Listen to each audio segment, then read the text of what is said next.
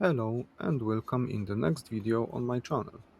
Today I will make a review of 3D printer that is on the market for some time already, but since it's very popular, you might be wondering how it's behaving after longer time. As you already saw in the title, I will be reviewing BambuLab P1P, which I have bought in a pre-order, so I have it since its first release. After a few months I bought another one, so I will be able to give you some larger feedback and say what I like and what I don't like in this printer. Some numbers for the beginning. The build plate is 256 times 256 times 256, 20k max acceleration, 500 mm per second top speed, direct jive extruder and for $99 price at the time of recording. I will start with the advantages. It's fast. It's really fast. In 2024 it doesn't make us big impression since we have a lot of printers with clipper available, but still it's fast and accurate. A lot of printers struggle with quality of the print in those speeds, but not this one. You basically have a guarantee of nice looking print no matter the speed. Another advantage is the simplicity of usage. Bamboo Studio Slicer works perfect, has a lot of presets for different materials and all the settings that are needed are in well optimized.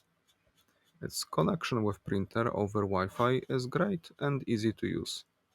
It's really nice to just click print and go away, without having to run the printer with SD card, checking the first layer and making sure everything is okay. It's also nice to see how compact the printer is.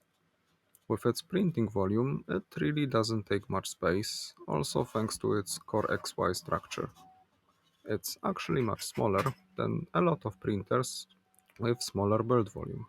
So if you have limited space for printer or need to stack more of them in smaller space, it's a great choice. As you also probably noticed, I have an enclosure made for it. I consider it as advantage. Open frame with great options to make the enclosure yourself. I use the Arc project with plexiglass and printed edges. It's working well, helps during printing and lower the noise. But looking at the prices, it's probably better to just buy the P1S instead. P1P is great for printing PLA, PETG and TPU, but struggles a bit with ABS, ASA and nylon. For that you would need to upgrade to P1S or make an enclosure yourself. Last advantage is the phone app. It's the best app among all the printers I've tested. Good functionality, possibility to do a lot remotely and not being limited to the Wi-Fi, camera and option to skip failed parts if you are printing more pieces on one plate. Now, few words about the disadvantages. First one, the noise. It's really loud, but that's inevitable with such high speeds and no enclosure.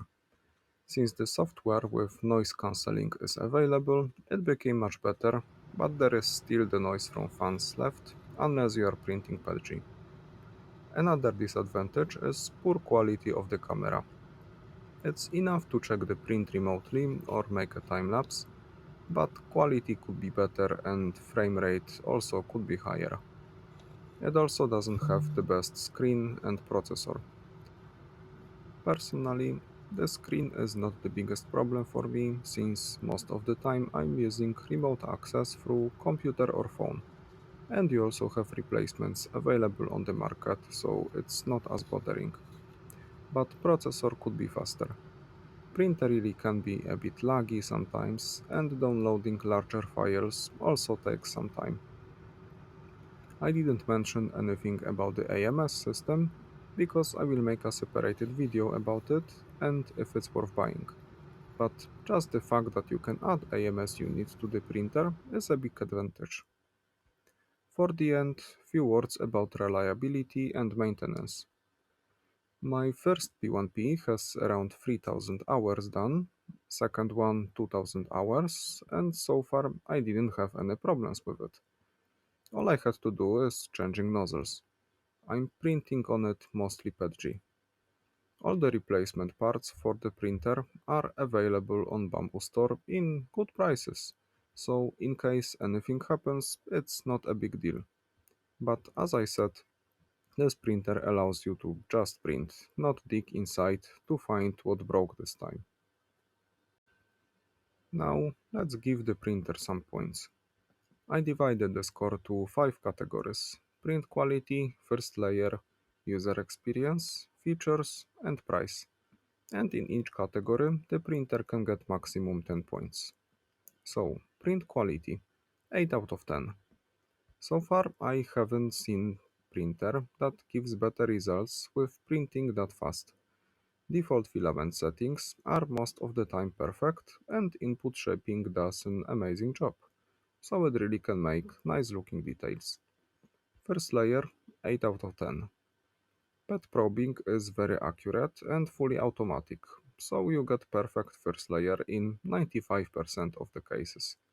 From time to time something goes wrong, but it's still good enough to just start the print and leave. 1 point is lost for the process being pretty long.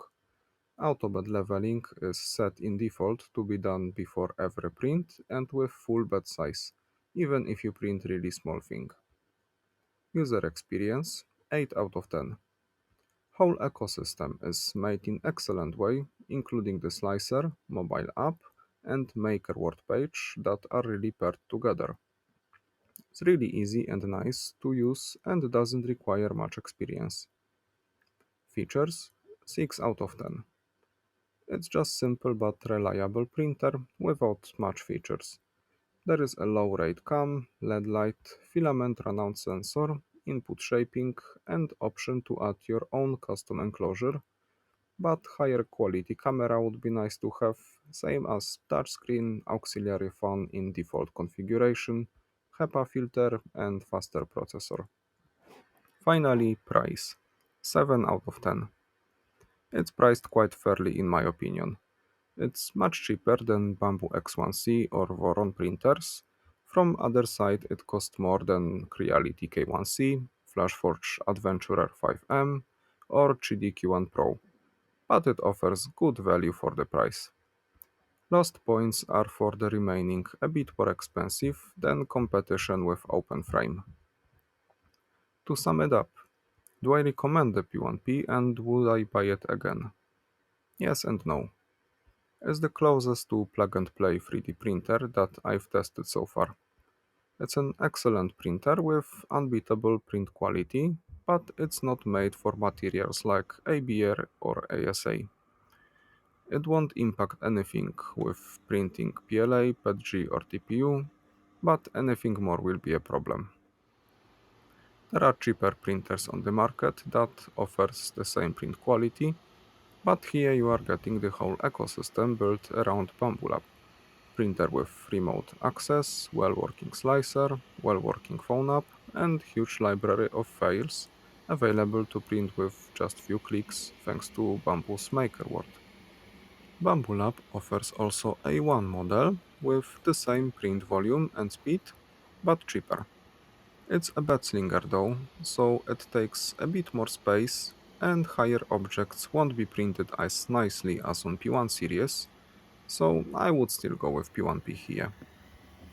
So, to make it short, it's great option if you are printing mostly PLA and PETG, but for more advanced materials, it's better to pick P1S or 3DQ1 Pro if you need a real workhorse for advanced materials.